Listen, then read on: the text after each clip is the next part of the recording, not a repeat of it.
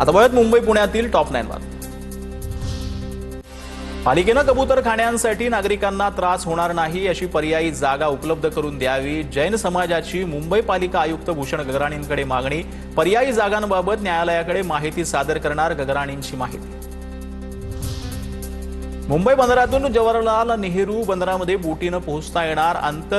नदी आंतरसमुद्री जलवाहतूक सुरू करण्याचे केंद्राचे धोरण।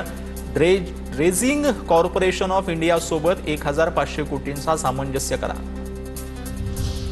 पुणे विभागातील म्हाडाच्या घरांच्या लॉटरीमध्ये 20 नोव्हेंबरपर्यंत मुदतवाढ। सुधारित वेळापत्रकानुसार अर्जांची लॉटरी 11 डिसेंबरला काढण्यात येणार। 20 नोव्हेंबरपर्यंत अनामत रक्कम भरण्याची मुदत।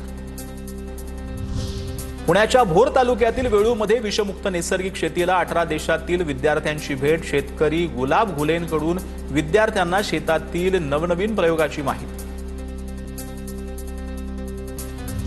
भायखळ्यातील वाहतूक कोंडी सोडवण्यासाठी भायखळा रेल्वे उड्डाण पूल नव्या वर्षामध्ये वाहतुकीसाठी खुला होणार। पुलाचं मुख्य खांब तयार झाले असून केबल आणि डेक जोडणीचं काम सुरू। कळव्यातील छत्रपती शिवाजी महाराज रुग्णालयातील प्रसूतीगृहामध्ये 25 बेड वाढवलेले आहेत। बेडच्या संख्येमध्ये वाढ केल्यानंतरही बेड अपुरी पडत असल्याचं समोर। आपला दवाखाना चालवणाऱ्या Med On Go health private limited कंपनीवरती ठाणे पालिकेची कारवाई पाहायला मिळते। कंत्राटदाराला काळ्या यादीत टाकण्यात येणार। ठाणे पालिका आयुक्त सौरभ राव यांचा आश्वासन।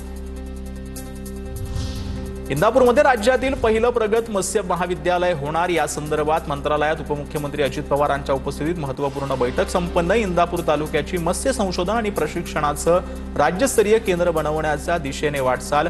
दत्ता भरणेंची प्रतिक्रिया। वंदे भारत एक्सप्रेसला दौंड रेल्वे स्थानकावर थांबा मिळाला। खासदार सुप्रिया सुळेंचा पाठपुराव्याला यश। सुप्रिया सुळेंनी मानले रेल्वे मंत्र्यांचे आभार।